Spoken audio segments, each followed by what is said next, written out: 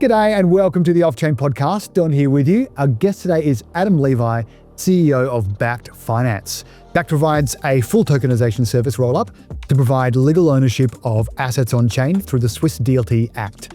Adam is a serial founder and has a PhD in theoretical physics focused on black holes. Super interesting. We will talk about it.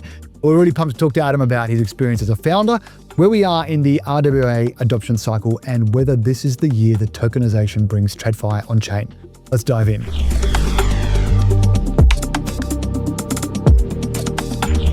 Why don't we just start with your origin story, and in particular, how did you go from studying black holes and physics to working in blockchain? What was that progression like? Yeah, it was actually quite smooth, although you would not think that, I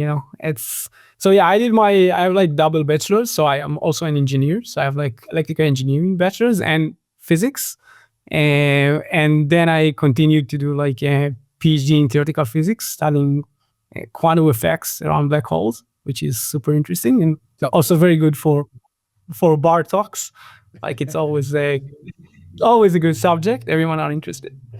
And around that time, around 2013, when I was doing my PhD, I got into, today we would say crypto, but at the time it was mostly Bitcoin. Yeah. And I just, to be honest, I just read the white paper. So there was, some hype around it during the 2013 wave when Bitcoin, reached around $1,000. That was crazy. Very exciting. And very exciting indeed. And I just read the white paper, the Satoshi white paper. And for me, it just ticked all the boxes. It was amazing. I had my, all the light bulbs going off in my mind. Because I was interested, I was like, let's say half libertarian, and like a big fan of Mr. Friedman on that side. And I also had all the technical background to understand it and know that this is not just, some shit that someone posted on the internet. Yeah. So I had background in game theory and some cryptography. So I just, I had the capacity to say, okay, this is working, this is right. And that I think at the time most people did not. And this was a major shift for me. Like I immediately started learning everything I could about that. There were two gurus in Israel. By the way, Israel in 2013 was a great place for Bitcoin. Like it was one of the best places in the world, to be honest. And like a lot of innovation happened here. Today, it's not the case, unfortunately. But the Silicon Valley is just too big and to cover a big chunk of it. The US in general. But in 2014, Israel is very deep tech, and you can find a lot of very smart people here. And specifically in cryptography, Israel is like a leader.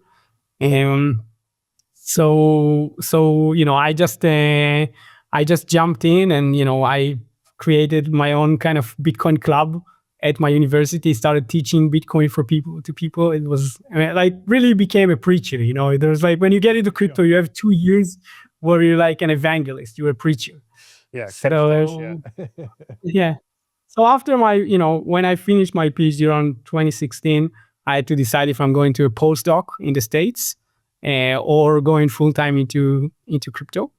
And at the time, Ethereum was already live, which was also just allowed to build so many things and open so many doors, especially for someone that can code. So I of course did like smart contracts and co-founded DAO Stack, which was the first DAO platform basically. I think together with Aragon, basically we came up, I think the same month even.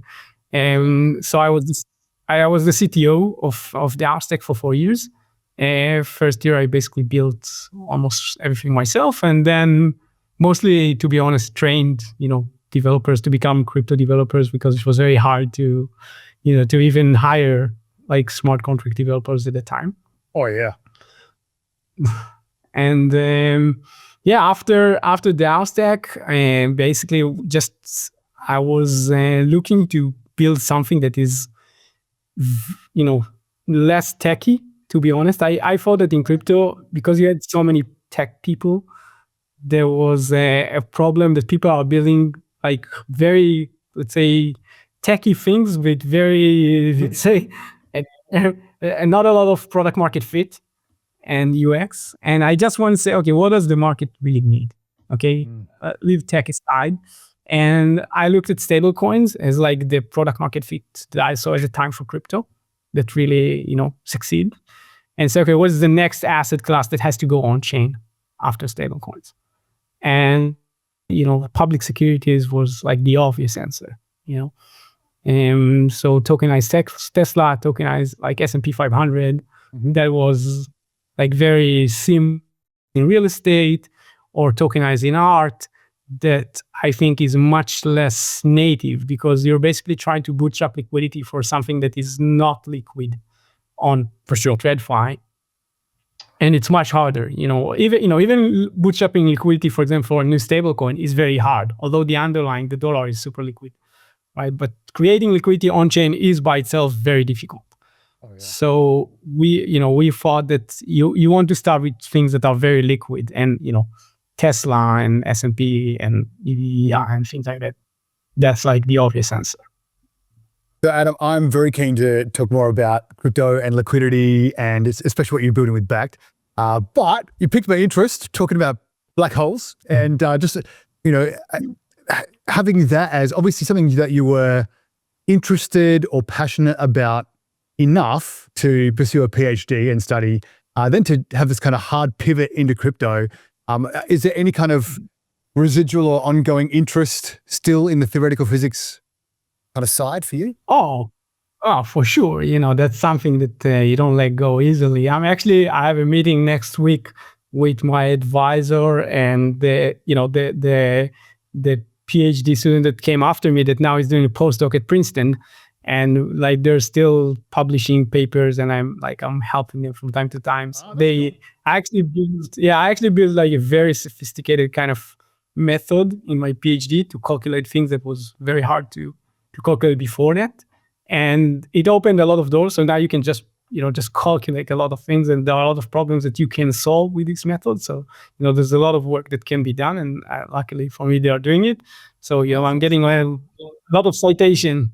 And so I can tell you that I can, it will be very hard for me now, probably, 10 years after, to actually solve, this kind of problem on the whiteboard. Although I try to do it from time to time, but it's something that you have to practice a lot. The math is pretty crazy. Oh, that's awesome, man. Is there anything that you wish everybody knew about black holes, or anything that is a common misconception that you just a great to hear? For sure, yeah. Black holes are not vacuum cleaners. Okay, that's important.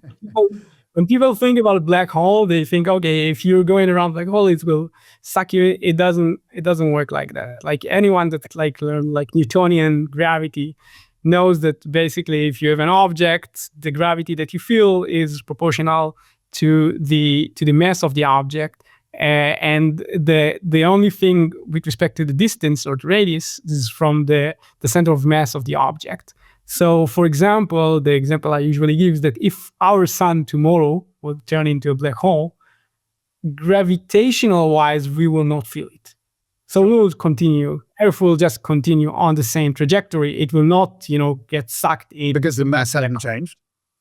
It hasn't changed, and the radius hasn't changed. It doesn't matter. Okay, so it's exactly the same. And our sun will not turn into a black hole. It's not big enough. But sure. Anyway, people think that once a black hole is created, it starts to suck everything into it, and it doesn't work like that. So yeah, that's my 2 cents on let's say general misconception about black holes. That's great, man. I appreciate that. Even though it's not the topic of conversation for today, I find that incredibly interesting. All right, let's talk about Backed Finance then. Even you talked about it maybe a little bit in that progression through, reading the white paper to, Ethereum and starting to code and build things and, DAO stack and whatnot. But what was the inspiration for Backed specifically? So as I said, I think for me, the inspiration was just stablecoins. This was like the main line. It was so obvious everyone that did like a wire transfer ever, like international wire, knows how shitty like banking rails are. Sometimes this is masked by a lot of kind of layers, but deep like behind, it's horrible. It's actually horrible. It's like 90s technology. And if you have the same, like if you compare that to securities, so like international wire is top notch. Okay, so security is 80s worse. Yeah. It's really worse. Like you probably know that if like I think 6 months ago or so in the US they turned like DTCC from T+2, namely it takes 2 days to settle a transaction on T+1, and they were celebrating it as though we're not doing atomic swaps onto and other chains for so long in like zero time basically. So it's crazy. So I think that to make securities like easily accessible and on better rails is something that for me was like very easy. A very kind of good thing to follow. And the stablecoins kind of example was just too similar. That's and also that's usually how you do things in physics, right? That's also, I think in physics you solve like very complex, very hard problems, and one of the ways that you solve them is just start with simple problems, right? You just remove, like, okay, I want to know how this falls, then I'm removing air friction, for example, as a that to start let's say calculate, and then we can introduce, let's say, complexity step by step. That's usually how you do things in physics. And I think the same is here. So like when we started, people told me, no, you can never do like permissionless securities. It's too hard. It's impossible. And I was like, but if you think about stable coins, that's actually 80% of the problem already solved. So really, like I couldn't understand why people say that. Like for me, the leap from nothing to stablecoin is much bigger than from stablecoins to security. And I think people really misunderstand that. Like the US has spent 40 years to trying to track every like dollar transaction around the globe, and then they decided to allow stablecoins. And okay, you do KYC only at the gateway. That's fine with us. Okay, and then it's permissionless. We're fine with that. So once this is actually solved, actually, I think that securities. I will not say, right. Securities, they have a lot of their own like regulations. It's very much kind of let's say per jurisdiction. It's very complicated. Sure. But for me, the hardest part was actually not the securities part. It was the AML part. And I thought that basically stablecoins already solved that. So this was that's where we started the leap. And I think whoever, like, if you understand that, you understand that the leap is big, but it's not huge. Sure. What were the objections then that people were bringing up to real-world assets generally and securities specifically? So I think, one thing again is that, they were misunderstanding this kind of AML. They kept going into the AML thing, which I said, okay, but like the US already approved Circle, so why is it different? Right? They kept getting back to the AML, but say, can North Korea hold the token in the end, right? Can hold Tesla in the end? I was like, yeah, but they can also hold USDC, right? As long as they're like, this address is not on the OFAC list, that Circle is of course falling, and we're falling as well. So I think once the AML question was solved with stablecoins, then you have just a lot of very, very tedious hard work on the security side. That there's like issuance regulations, there's offering regulation, there's prospectus regulation. It's horrible. Really, it's horrible. But in the end, it's hard work. It's more of like engineer work, right? It's not like you don't have to invent anything. You just have to tie everything together. So are you finding that are you just doing like a one-for-one, this is how it's been working in TradFi, let's do it over here on these rails? Or are you trying to make the whole the whole system or those processes better or more efficient along the way? What's your thinking on that? Is it just, let's do one for one, get the proof of concept, make sure that it works, and now we can start to iterate on that and make it better? Or is it trying to fundamentally change it along the way? So I think it depends how you look at it. You can look at it from the TradFi side, how we implement it, basically how we collateralize the token and things like that. There we try to be simple as possible, right? There's a collateral kind of account on a custodian, and we have, let's say that we issued one Tesla share, then there's one Tesla token, there's one Tesla share basically in the custodian, and the actual shares are actually pledged to the token. So it's like very secure kind of method. And it's actually also something that is quite standard in TradFi, not for this purpose, but like to create trackers or structured products. That's very, very standard. Let's say Europe kind of financial environment. So we use very standard kind of things on TradFi. But I think what it opens is once you have let's say the Tesla token, then you can do a bunch of things on chain, right? You can leverage, you can lend, you can a lot of very interesting protocols. DeFi is permissionless, and that's the nice thing about it. And apart from being permissionless, it's also kind of very easy, to create bonds between different protocols. So you can always leverage other people who work, and we see that all the time. So I think this is obvious that once you have it tokenized and permissionless, you can do a bunch of stuff with it, right? So, but the good thing about it is we're not building it. Okay, we're not in the kind of we're living it in a way to the DeFi space.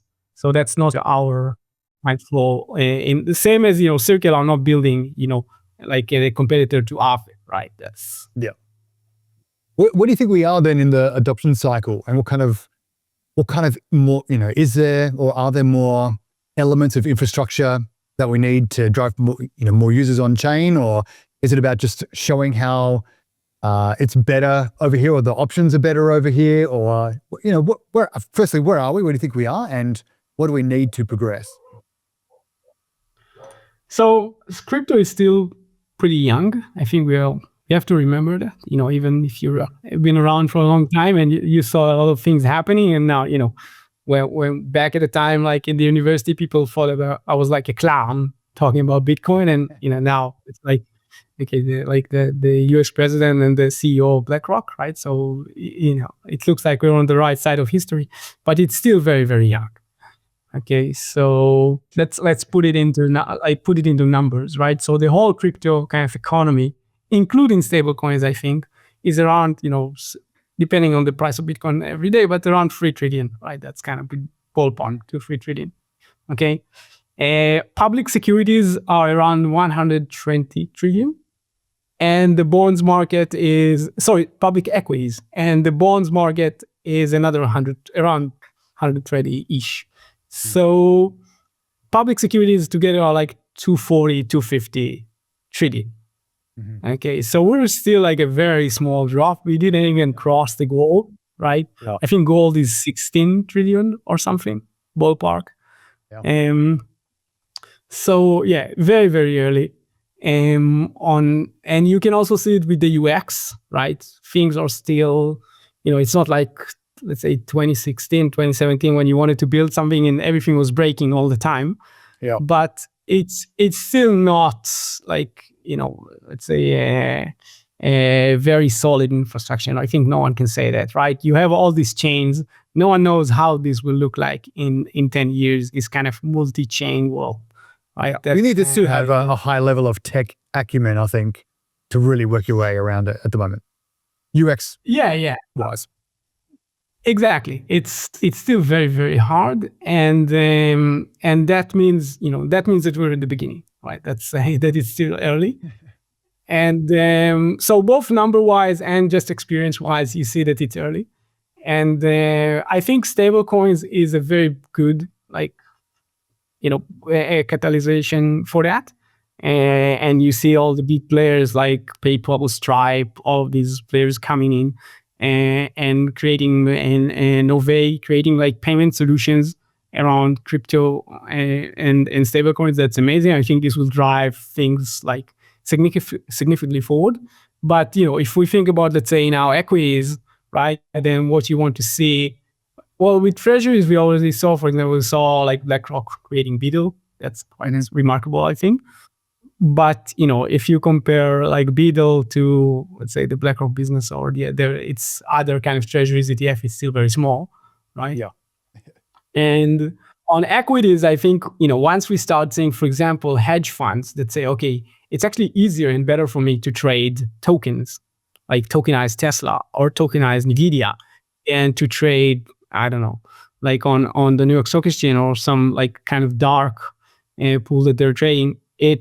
I think this is where you will see the change, at least on the security side. Is that a factor of cost or speed or reliability or ability to do other things like leveraging those tokens? What do you think it is that with those kind of institutions? For institutions, I think it's a question of how do you move. It's a network effect. It's a question of how do you move everyone. Okay, I think everyone in hedge fund understand that kind of tokens are more efficient, 24/7, all of that. But they already have very good rails. Like the big players, they have the best rails. So they don't, and for them also, having someone that is doing all the kind of T+1, all of that, it's already solved for them. They have all of that.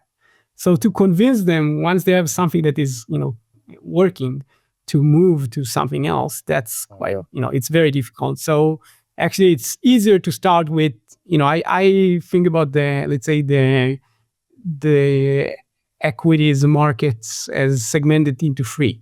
One is like, let's say, crypto savvy people, and people that are into crypto, they have, let's say, much of the wealth in crypto. They want to stay in crypto. You don't have to convince them to buy a Tesla on chain. If you will offer it, they will buy. Okay, that's for them. It's more kind of more native than to go back to TradFi. So that's the go-to market kind of. The second is the accessibility. Okay, so people that don't have good access to the market, you can think about places in like Far East Asia or LATAM, right? Mm-hmm. That's also like a very good market. And the last is just the rails game. So these are the players like the institutions or people that have like very good rails already, but they will want to switch them to better rails. But they're probably, I think you saw the same thing, right, on stablecoins. It's very similar lines actually between these two, very analogous. Like we started with savvy people on chain that wanted to hedge, let's say, their ETH or their Bitcoin into stablecoins. Then now there's a lot of things around, people in Asia, for example, with Tether that are basically trying to escape like inflation, right? And people think about dollar inflation, but there are places around the world that the dollar inflation is still very low. And the last, and of course, the last one that now you see already in stablecoins is like the big players, the payments, the institutions. That's what we're seeing. In securities, we're just starting this path. Mm-hmm. Is there anything in terms of like regulatory certainty that is still required to bring TradFi or securities really truly to get that network effect on chain? So Bakkt built on top of the Swiss kind of DLT Act in Switzerland. That's the reason, is that it gave certainty, and it was by far and large the best crypto legislation in the world. I think still today, to be honest. Okay, even like European MiCA that came later is not even close to like the Swiss DLT Act. You can see that the people that actually wrote the legislation, they are truly like crypto people that understand decentralization. And I know some of them, so I know that they are. So kudos to them. They've done like great job. And unfortunately, in in the last few years, the US has been very, very much behind. And it was very difficult. Basically, I can tell you that our kind of legal, regulatory, let's say, positioning with the US is that we're trying to avoid it at any cost. Okay, Yeah, trying to just try not to get subpoenaed or anything like that. We're trying to say, okay, So beyond just AML concerns you had before, this is just with the SEC in general, just trying to give it a wide margin. Yeah, the SEC was, it looked like, Gensler was basically trying to kill the industry and sue whoever he could. So our approach was like, okay, how do we stay as far as we can from the SEC kind of reach? I think now, with respect to the US, we see that much better vibes, that the SEC will probably not go aggressively against crypto projects. We already see that, right? Yeah, but every day I'll see a new article saying, or a new report saying, "Oh, the SEC is Ripple dropped, the Coinbase, yeah. So this is amazing, to be honest, because when you think about regulation, some of it, or a part of it, is actually what you can read, in the law or in previous. But a lot of it is just what the lawyers kind of hear from the regulators and say, okay, no. You don't want to go there. When we started, we thought, okay, maybe we go to the SEC. We asked for a no action, and all of us told us, okay, you can do that, but they will say no, and they'll probably go after you. So on your radar, just avoid them as much as possible. Avoid US persons. Don't come under their kind of umbrella, under their jurisdiction, and that's what we did. I think now, basically the vibe is that the SEC is less aggressive, and they're actually trying to let crypto projects kind of grow, which is amazing. But it will still take, if you want the big players to be able to work, you also need to have positive kind of regulator. It's not just enough to not enforce. You also say what you can do, okay? And that takes time, unfortunately. You need to go through Congress probably. It takes at least a year, and I assume we're looking for, really waiting for that. And also we might try to contribute to that. The SEC is announced that they're doing open sessions. So, but it's still very, very far. It's not that you can say, okay, today in the US you can do this and that. It's not the case, right? Yeah.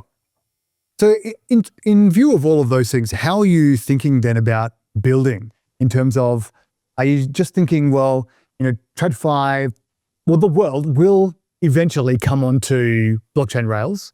It's just a matter of time. Therefore, build it, keep working on it, bring on more partners, make it so that it's too good to not use? Or is it more of we need to, like you were saying before, try to be in the spaces where they're talking about it, making regulations, and actually try to carve that path ahead for us and for the whole industry more, so that it's easier to build? Is it about trying to duplicate everything in TradFi so that get the UX up so much so that people can transition over very easily? How are you thinking about, in terms of building, from where you are now, ready to go basically, to actually onboarding not just users but industries? Yeah, so I think for us it's definitely the former. So we're building, and we're as compliant as possible. We have a license to issue the products. Our products have a prospectus in the European Union, so they're basically retail grade in Europe. That's I don't think anything else in crypto is that high grade financially. So we've done a lot of work. It took, I think, more than 2 years just to build the legal regulatory infrastructure, and we worked on it a lot. When I say we, I mean my co-founder Roberto. That's his expertise. So there was a lot of work into that, and we're basically trying to keep building and onboarding partners that will help distribution. So we're not waiting for the let's say the US regulator. In a way, we're trying to, we're looking all the way, always basically towards the US and trying to see, okay, when is it clear enough that we can also operate there? But we will not wait. Yeah, man. What kind of partnerships and chains are you currently working with? So we're working on with all the of course we were deployed on all the big chains, Ethereum base. We're also on Gnosis chain, on Polygon, on Avalanche. So basically all the big EVM ones, and we also have bridges between them, so you can go easily between the chains. So it doesn't really matter where you have the liquidity on. But I think if you think about how the stablecoins game was played, in the end, you need like centralized exchanges. That's where like the chain really is today. Tether couldn't succeed without Bitfinex, right? Basically, Tether was like a department at Bitfinex, I think, at the beginning or something, right? And USDC Circle just was able to build on top of the Coinbase kind of partnership. Mm-hmm. So I think and we see the big exchanges already interested. To be honest, I feel that you probably know that Coinbase and Kraken already got their license in Europe for like broker deal license, so they can now like offer security tokens.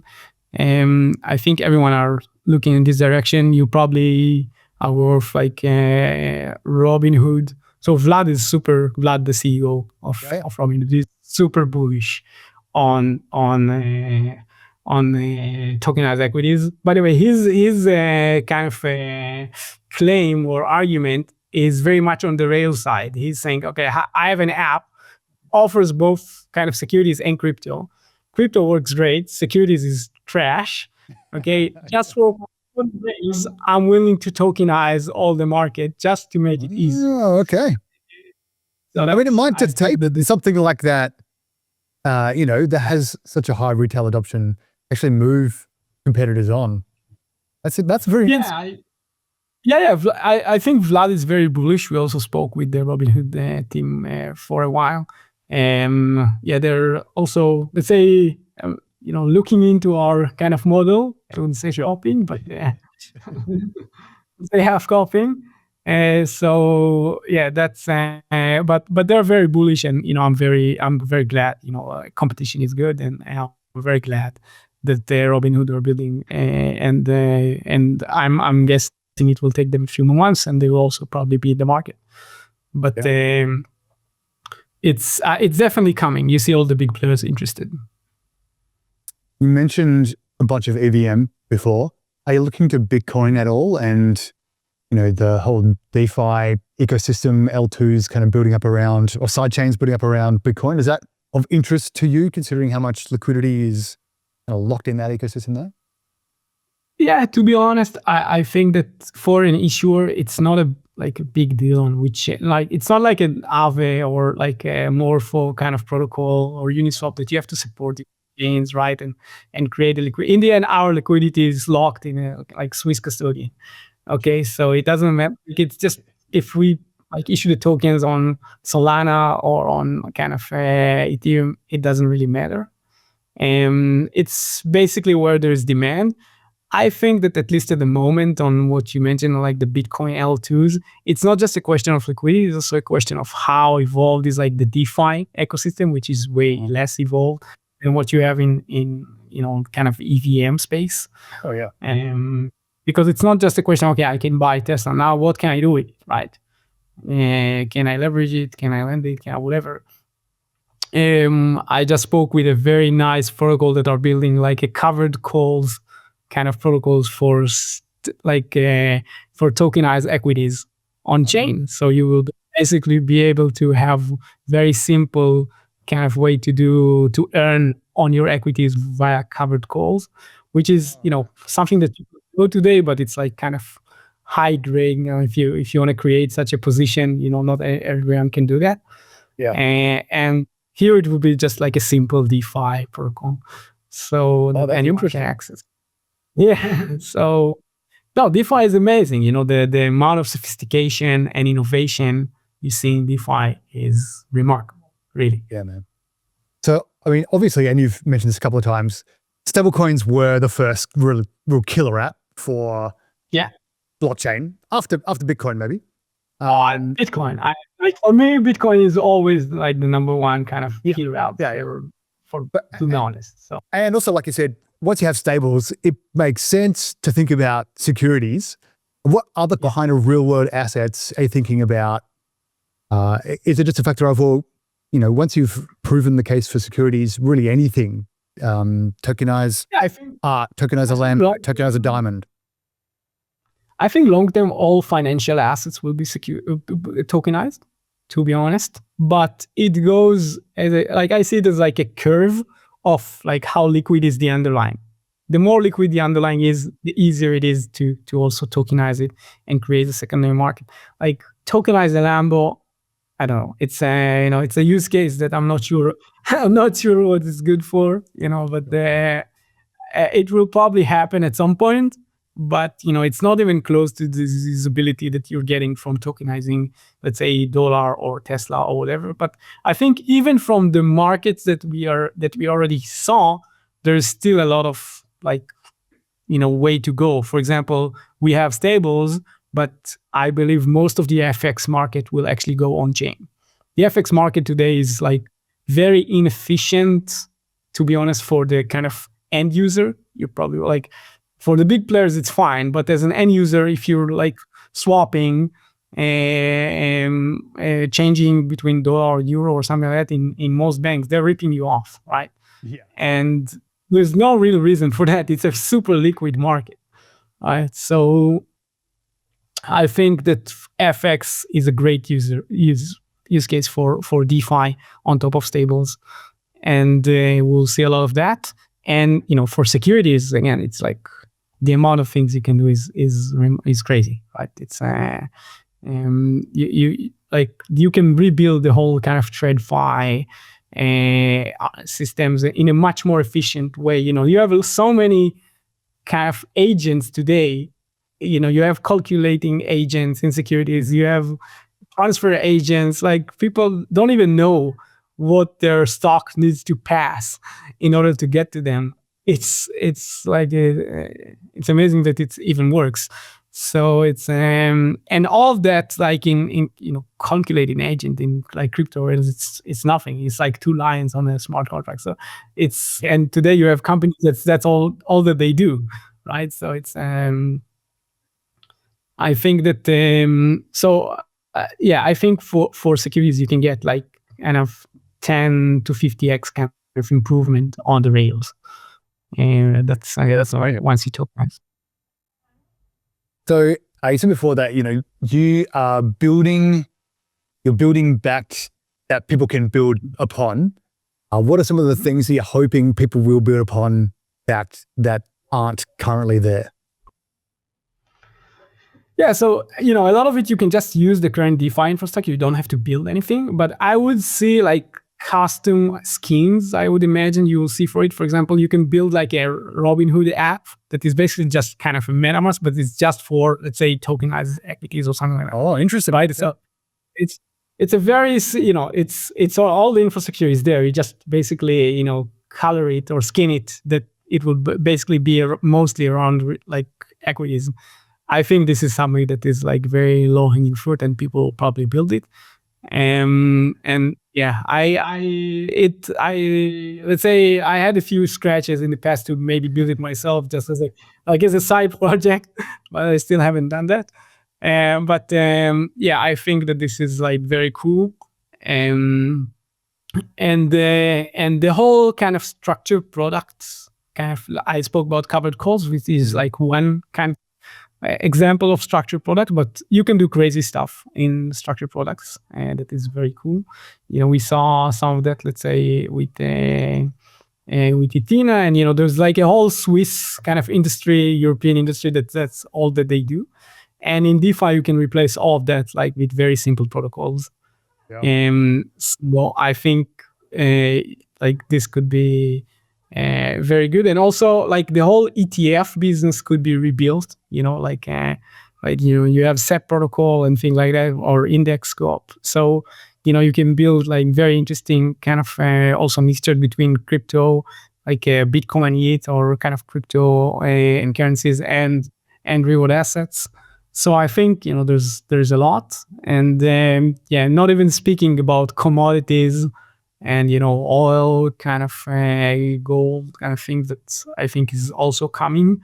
There, it's a harder market, I think, because I think most people don't understand how sophisticated, let's say, our commodity markets. It's like very, very sophisticated, and the people that trade there, they're like super professionals, and they know each other for a long time, and they've been doing business for a long time. So it's the same thing. It's like moving the whole industry. Do you think that they see what you're doing and just maybe blockchain in general, crypto in general? Do you think they see that as a big threat, or do they see that as an opportunity? Both, I think. So it's not a threat, because these guys. I think the question when you move such industries is that you have to understand what are their interests, and it's not always obvious. For example, if you look at like Swiss banking industry, it looks very complex. Like it's very weird in a way. Many things don't make sense. But if you look at it from the perspective that it's supposed to, like, let's say, be able to take a lot of fees from the actual people that run their money, that use these services, things started to make sense all of a sudden. Okay, so then that's why it's basically maximizing fees, and I think that it's not always obvious how the system works behind the scenes, and I think the same is true, for example, for commodities, like commodity trading. There is a lot of if you read the book, there's a very good book called The World for Sale that is actually describing the whole commodities market throughout the years, and how a lot of like geopolitics, these are markets that are, they can like create war or peace or what, right? This is like major markets. So I think definitely there is a big opportunity for tokenization, but you have to understand the interests of the people that are trading there, and it's not just simple people like kind of end user that is trading, trying to make, like, they have like very kind of geopolitics kind of interest. It's not simple. If you can connect to them, or if you were from this market and you understand this market, then you can also help or tokenize it. But just simply put it out there and say, okay, come trade, that's not going to work. Sure. Yeah, man. There's going to be some. This is what I'm wondering if they view it as a threat, because there's be some incentive for them to change, because if their whole business model relies on their incumbency and things not changing, then the very fact that you're trying to change things would be a threat.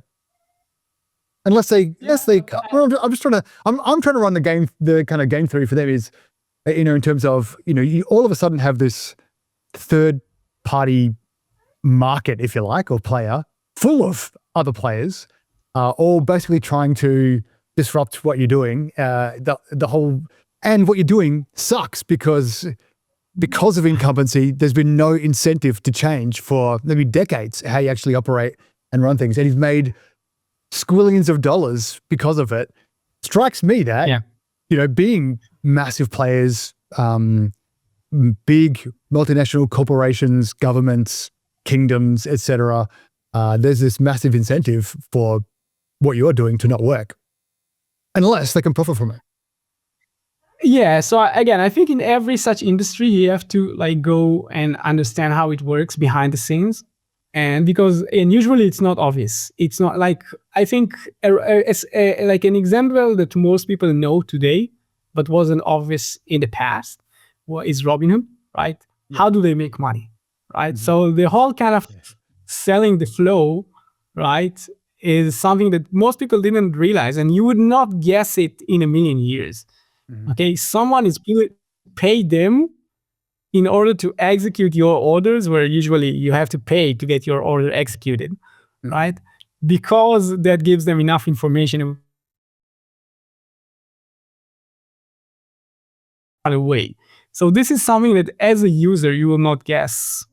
Like there's no way you will guess it. So you have to understand how the market works and understand who's benefiting from it and how you can actually, let's say, make them still benefit from it, and maybe in different ways, but just still they can benefit, and then you can harness them to also kind of do this shift. Otherwise, I think it's just too hard.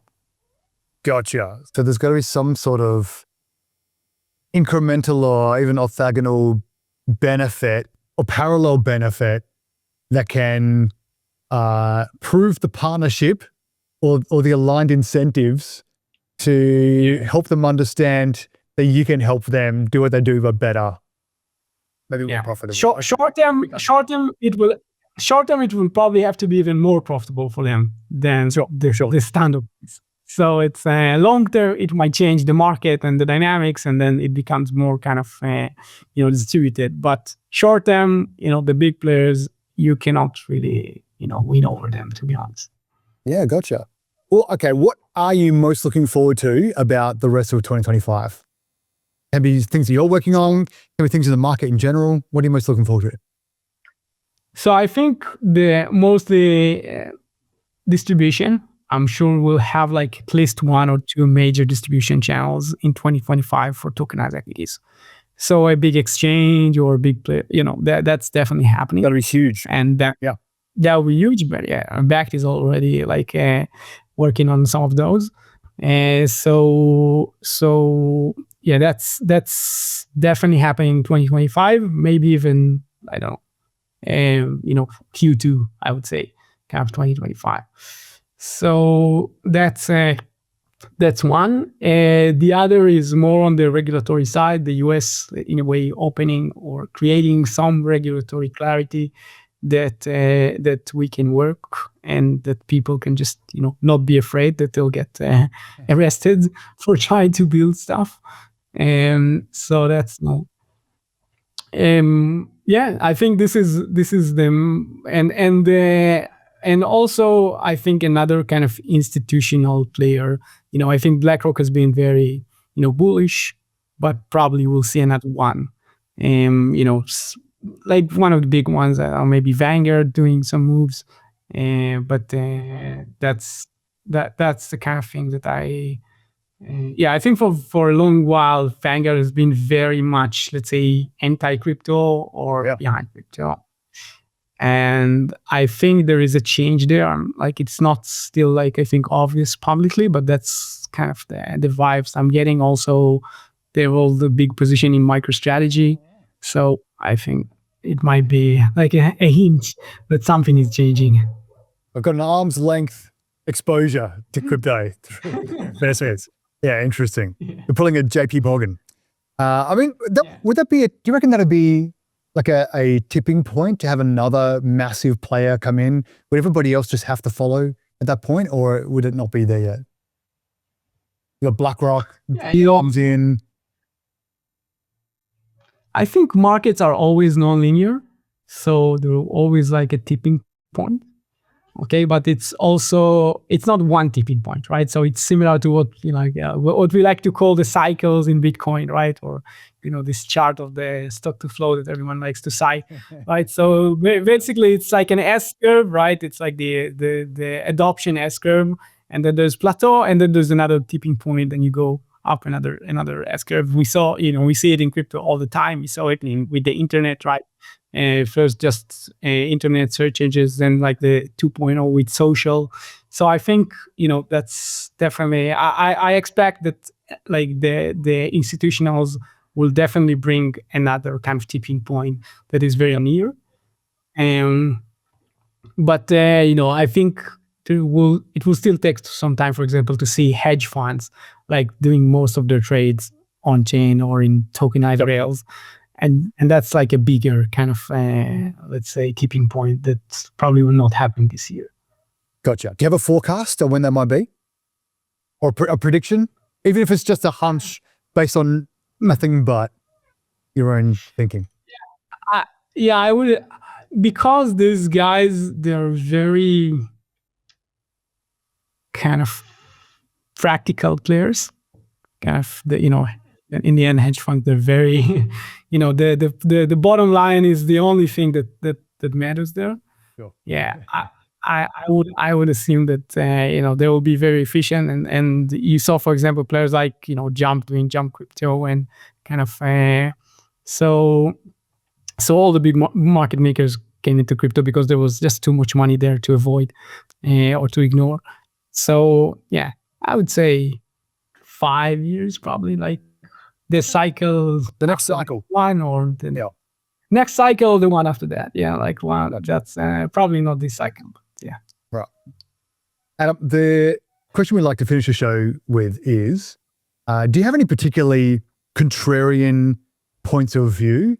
Could be in the markets or anything in the world where everybody is kind of moving or thinking or looking in one direction, but you are much more interested in the other direction, or people tend to hold a particular view, but yours doesn't match the majority report? Any that you're happy to talk about? I think, I can say something that I don't think is really, I think it's outside maybe what you speak of, like outside of the overtone window, but I think most people think like me.